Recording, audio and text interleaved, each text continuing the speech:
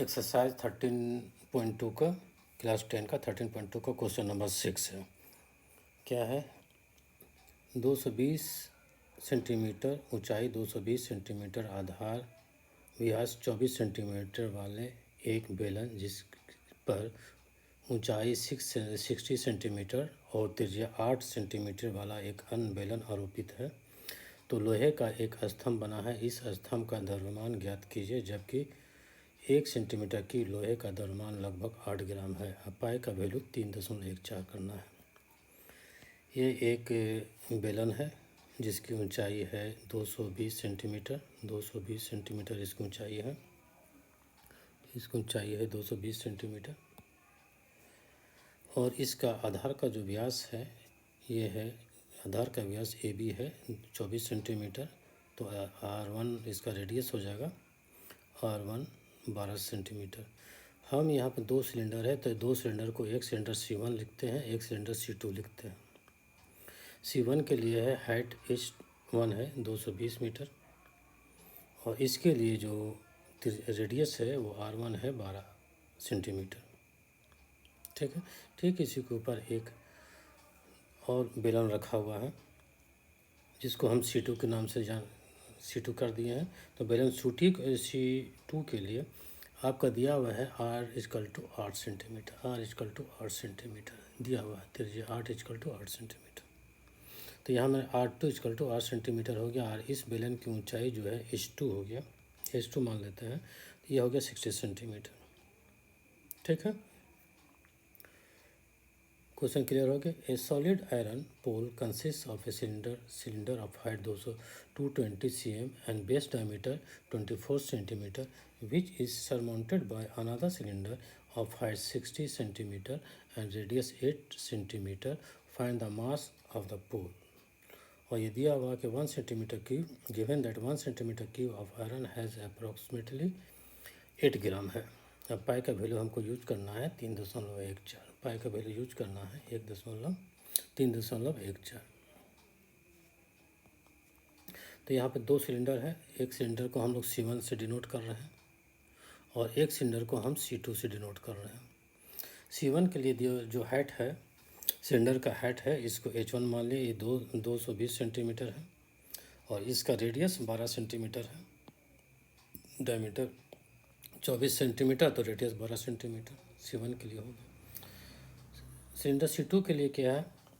R2 जो है radius इसका है 8 सेंटीमीटर है। ये गिवन है, ये सब गिवन है। हाइट ऑफ द सिलेंडर यहाँ दिया हुआ है 60 सेंटीमीटर। इसको H2 कर दिए। हमको निकालना क्या है? इस पूरे जो लोहे का जो है सॉलिड फिगर है, इसका हमको आयतन निकालना है। तो इसका वॉल्यूम निकाल ले V1, इसका वॉल्यूम निकाल ले और दोनों को ऐड कर दें। दोनों को ऐड कर दें तो वॉल्यूम ऑफ सिलेंडर कितना होता है? πr²/πr²h। Volume of the cylinder πr²h। Volume of the cylinder πr²h। Base का स्क्वायर इंटू हाइट। ठीक है। बेस का स्क्वायर इंटू हाइट। तो volume of solid iron pole consist of 2 cylinder से बना हुआ है। एक C1 से बना हुआ, एक C2 से बना हुआ। Volume of solid iron pole consist of 2 cylinders. 2 cylinders है, एक ये है V1 है, एक V2 है। तो वॉल्यूम ऑफ ये है लोहे से बने ठोस जो 2 बेलन से बना हुआ है उसका आयतन। तो वॉल्यूम ऑफ C1 क्या हो जाएगा? Volume of cylinder C1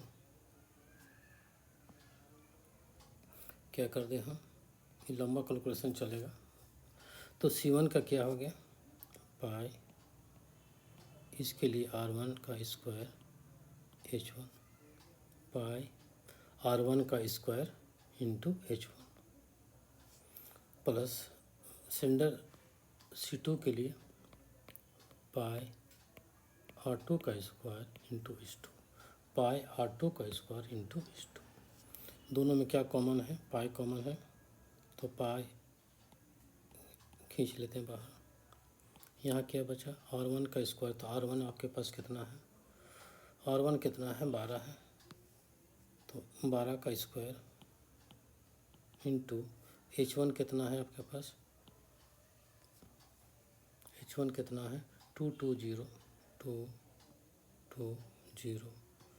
plus R2 कितना है, छोटे बेलन का त्रिज्या 8 है, 8 का स्क्वायर इंटू H2 है, इसकी हाइट कितना है 60 है। पाई का वैल्यू जो बोला गया है लेना है 3.14 लेना।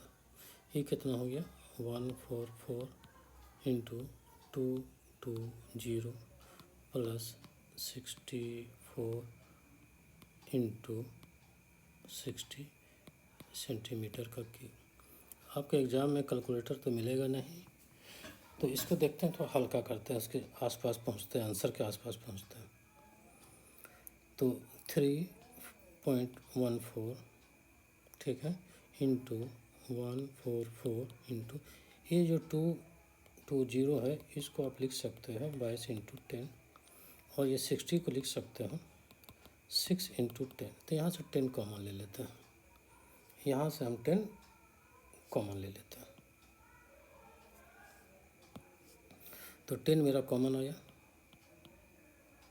यहाँ क्या बचा आपके पास 144 इंटू यहाँ क्या बचा 22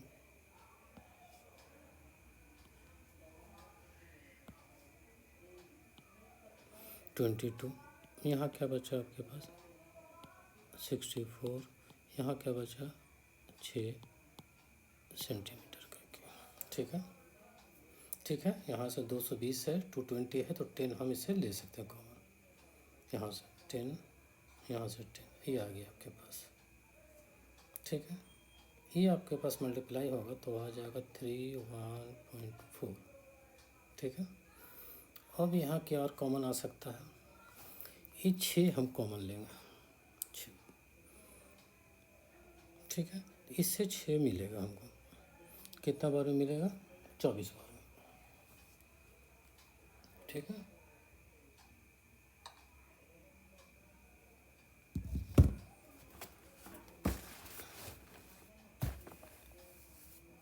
ठीक है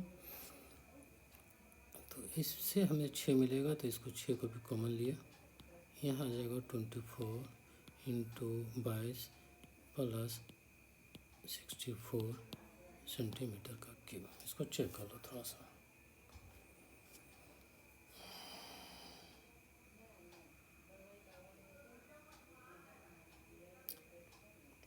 ठीक है अब इसको इससे मल्टीप्लाई कर दो।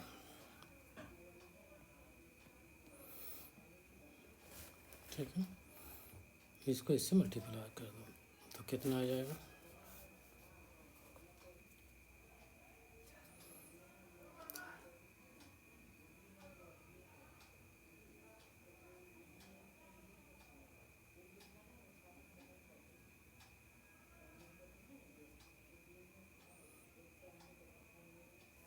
ये आपके पास आ जाएगा 188.4।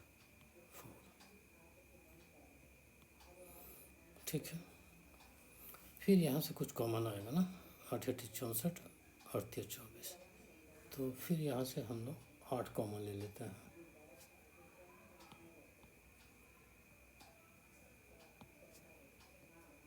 ठीक है कितना कॉमन ले लें 8 ले लेते हैं कॉमन, 8 कॉमन तो ये कितना आ जाएगा 8 3 24 इंटू 20 प्लस 8 सेंटीमीटर का क्यूब। ठीक है इसको इससे मल्टीप्लाई कर लूँगा। ठीक है तो कितना जा रहा है आपका पास 188.4 2 कितना आ गया आपके पास 1507.2।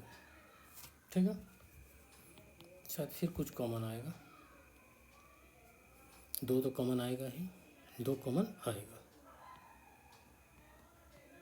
3 इंटू 11 + 4 सेंटीमीटर का क्यूब। ठीक है, 150.2 इंटू 2, यहाँ कितना आ गया 33 और 4 37 सेंटीमीटर का क्यूब। ठीक है, थोड़ा सा और आगे 50.7.2, इसको मल्टीप्लाई कर देंगे तो कितना आ जाएगा 74 सेंटीमीटर का क्यूब। ये मेरे पास आ गया इतना। ठीक है, ये सेंटीमीटर की। अब ये आ गया मेरे पास वॉल्यूम ऑफ द सॉलिड। अब हमको निकालना है ये part.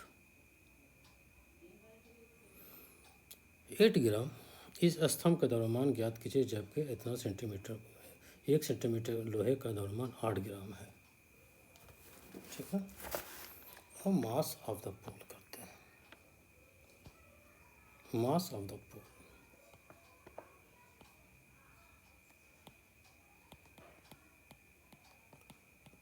Mass of the pole. ठीक है,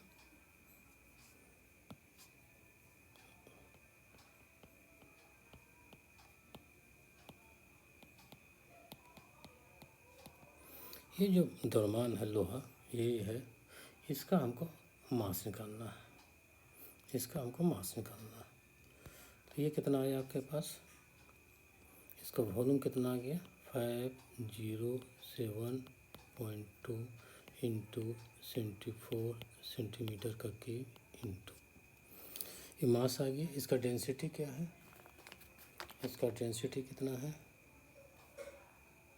इसका डेंसिटी है 8 ग्राम पर सेंटीमीटर क्यूब। 8 ग्राम 8 ग्राम पर सेंटीमीटर क्यूब। ठीक है, कैंसिल हुआ, आपके पास कितना आया 150.2 इंटू 74 इंटू 8 ग्राम। ठीक है, ये आपका आंसर आ गया। तो आप इसमें से चल जाते हैं हम लोग केजी में। 507.2 इंटू 74 इंटू 8 बाई 1000, ये आपके पास आ गया केजी का आंसर।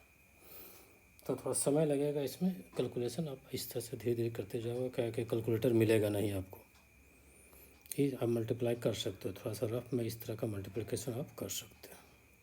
ठीक है, तो ये कितना आ जाएगा, अगर इतना भी आंसर आप लिख देते हैं तो आपका शायद एक नंबर काटे, ये नहीं भी काट सकता। अब इसका फाइनली आंसर कितना आ जाता है 892.26 kg। देखते हैं 0.7.2 इंटू 8।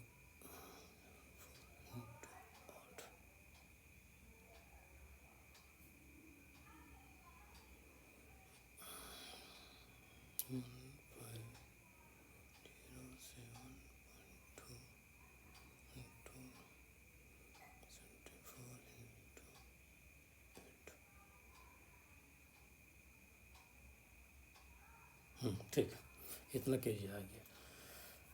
तो इसमें कुछ है नहीं, दोनों सिलेंडर, 2 सिलेंडर हैं, दोनों सिलेंडर को अलग अलग नाम दे दिए हैं C1 और यहाँ कर दिए हैं C2। इसको C2, C1 के लिए यहाँ पे है, C1 के लिए यहाँ है, C2 के लिए यहाँ है। वॉल्यूम कंसिडर जो मेरा जो सॉलिड है वो 2 बैलून से 2 सिलेंडर से फॉर्म हुआ है, एक C1 से एक C2 से। तो दोनों का वॉल्यूम निकाल लिए हम, दोनों का वॉल्यूम निकाल लिए। तो मास ऑफ द पोल क्या होगा, मास ऑफ द स्तंभ या जो भी ठोस बना है उसका मास कितना हो जाएगा, ये वॉल्यूम इंटू इस डेंसिटी। तो इतना आ गया। ठीक है, अगर अच्छा लगता है तो सब्सक्राइब करोगे।